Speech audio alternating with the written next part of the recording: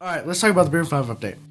It's been about a week since Gen 4 has dropped, and 2 weeks before that, the announcement trailer was dropped. People anticipated the trailer so much that it might have even caused Discord some API issues. Or maybe it was just a coincidence. Anyways, it was very anticipated, and it was really rough. So was the update. When the game initially dropped, it was very, very buggy. Maybe not to the level of Resurgence, but it was really buggy still. There were API issues, and there were a lot of bugs. It was, in general, pretty rough. But aside from bugs, that is not what I'm making this video for. So let me get this straight. BRM5 Gen 4, I love it. I think it's probably the best update so far in terms of content, renewal, remaking everything. I think it's great. The sound design is great. I love the new gun sounds, the helicopter sounds, the explosions, everything, right? I think it just makes the game much more immersive now. Modeling, also great. While we have a lot less gear than we did before, I think the models are cool, they're well detailed. It allows for a lot wider range of customization. Well, at least the systems do, until we get new pouches. It allows for a much wider range of customization. I'm really excited to see what they bring out so far. Weapon models, the attachments are also great. Tons of new lasers, optics, and a lot of attachments, especially for those modular platforms, the AR-15s and the AKs. It's great. It's fun to play around with. People can use this as like a gun building game instead of Deadline with those stupid hitboxes, but you know what I mean. I think the inventory system is great. It allows for a lot of different opportunities that we didn't have before. People have been asking, they've been begging for a resupply system, and this is what we get. You can fill up your trunk with meds, ammo, all that kind of stuff. You can share mags. It is very expansive, and I think it's great.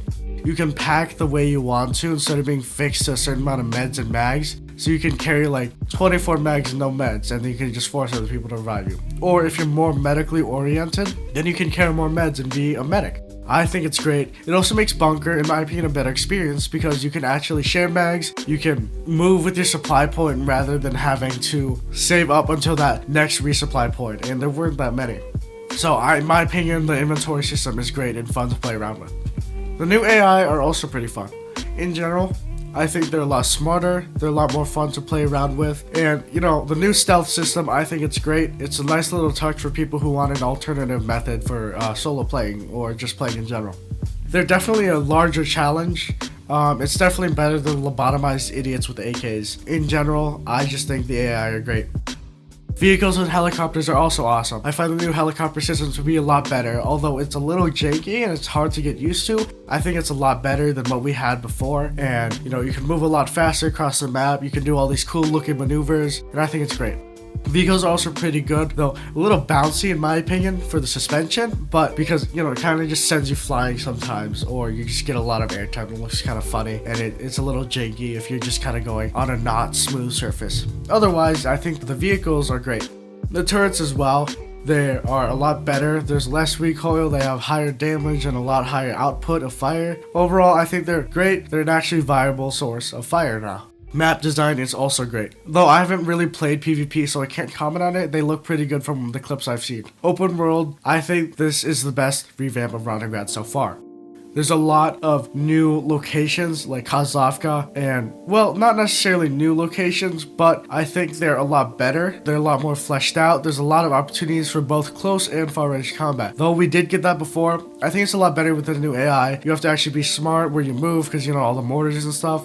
In general, I think the new map is great. It has a lot of detail. It's very well fleshed out. It's actually, for the most part, decently fun to run around and do CQB all the 9 yards.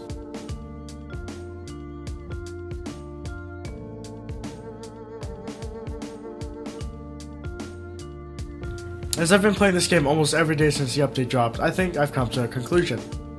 The devs haven't learned their lesson. To me, they released an unfinished product. Now, obviously, a lot of the bugs and issues were fixed, but I just think that this is an underbaked product that wasn't ready for release. They gave themselves a deadline that they weren't able to properly fulfill. We've seen this before. We've seen this with Resurgence, the A10, a lot of things kind of in between like that, where they've had to eventually tune over a couple of days, but I think this is definitely something that could have been addressed during testing, whatever happened there. One such example of a thing that hasn't been like properly tuned, or at least wasn't during the release, I want to talk about especially is the AI. Yeah, I do find the AI fun, but I just don't really, at the same time, find it that much of an enjoyable experience. A lot of the AI I just tend to find like cracked or unnecessarily OP and kind of put me in predicaments that you can't really escape from. Say skill issue, I don't really care, say whatever you want, but I just don't think that the AI are tuned for a fun, more casual experience. I've also had a lot of times when I'm with AI and they're just kind of like lobotomized idiots with AKs. I said the exact same thing earlier that they weren't that, but at the same time, they just are. It's really inconsistent. I've had a lot of different experiences from my own friends even who play the game. When I'm not experiencing brain dead blind AI, I find them unnecessarily cracked. When the AI are cracked, they are definitely, in my opinion at least, a little too accurate. Oftentimes they're kind of sprinting around, running around your screen, and they'll just kind of beam you to death. It's like I'm not really sure, but I'm pretty sure they have the same accuracy as if they were just standing still.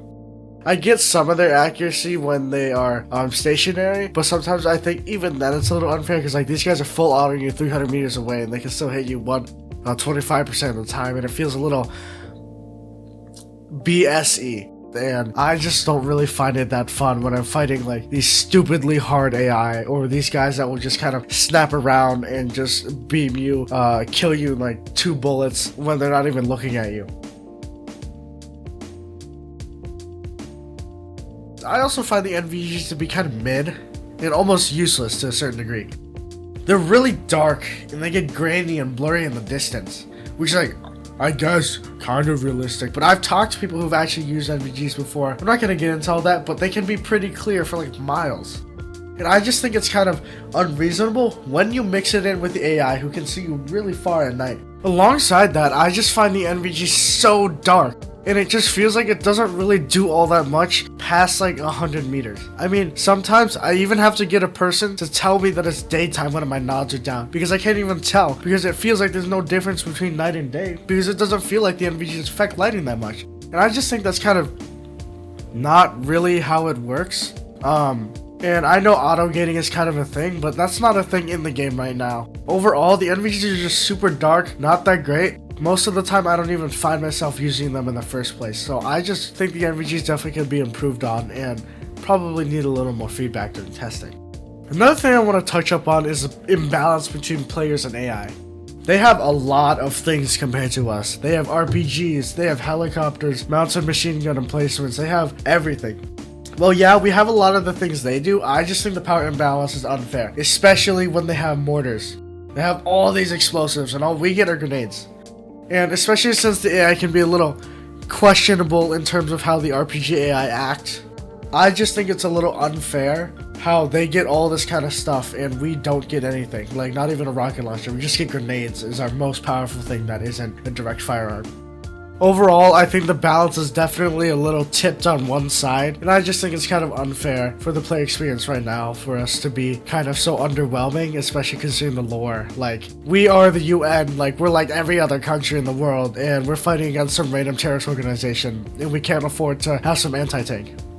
Now, I don't know if it's going to be a planned feature or not in the future, but that's just one thing that I'm definitely not a huge fan of right now in the game.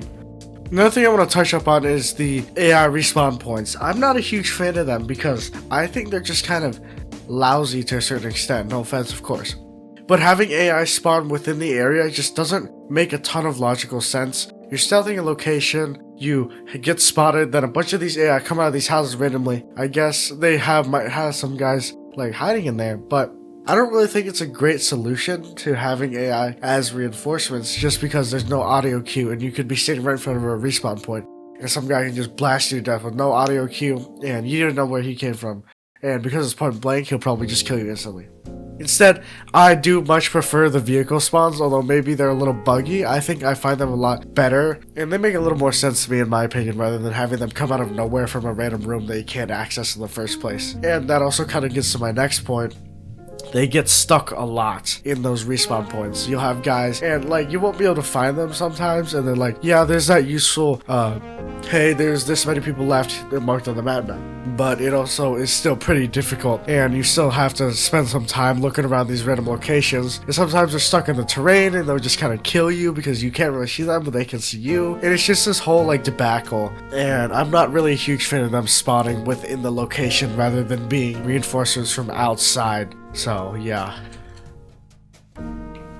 And kind of looping around back to my idea of the game not being particularly finished, there's just a lot of like missing features or things that don't seem particularly fleshed out. One quick example is the crow system or the remote turret on the striker. There's no reticle on it at all, and that just seems really questionable to me. And this also doesn't really relate to anything gameplay related. I just think that the sun is excessively large and bright. If you like look in the general direction of the sun in the game, it kind of just like this big blob of bloom, and it just kind of looks really odd to me, and it doesn't really look like the sun. It just kind of looks like a nuke's always going off in the distance. Yeah. Alright, and the last thing I'm going to talk about, my personal biggest problem besides AI, is how user unfriendly this game is. Now, it's not the worst I've ever seen, but it's definitely up there, mainly because of lack of any guidance and like how much stuff there is within the game in terms of like these little nuanced details and mechanics and whatever. One quick example is like the keybinds of the lasers or the flashlights. That's not something most people will notice because it's kind of like this little cross in between the laser or whatever device you're using, and then it's a little subcategory to figure out what the keybind is gonna be. And that's like, I've talked to like at least 5 people who did not know that was a thing at all, and they were asking like, why do we have to go to the tab menu to activate this? And I've had to explain every single time, and there's no guidance on that at all, and I think that's kind of unfair. Another thing is like how the pressure pads work. Again, the same thing, though probably a little bit easier to understand because it's all color-coded, whatever. Another thing is the helicopters, especially if you're newer to the game, and you know how there's buttons in the bottom right, those kind of aren't there for the helicopters. There's no way to tell throttle up, throttle down, going any direction in general, and it's just kind of like weird for first time players to figure it out who have never flown a helicopter, who are used to the old system, and like their helicopter flips over, like what the heck's going on?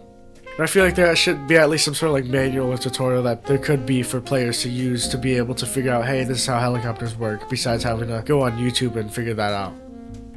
And the last quick example we're going to talk about is just like the suppressors for the air platform. We have like 2 suppressors and like 4 muzzle devices, and people are almost always asking in the Discord like, hey, how the heck do I put on a suppressor? And people have to tell them, oh, well, actually you have to put on a muzzle device that can attempt a suppressor, but it's actually only these 2 specific muzzle devices, so that you equip those, and then you can equip a suppressor, which you have to buy after. And I just think that's kind of more of a nuanced detail. Most people don't think of suppressors in that way, unless I guess you're like a gun guy. Most people aren't that into guns, so it's kind of a niche thing, in my opinion.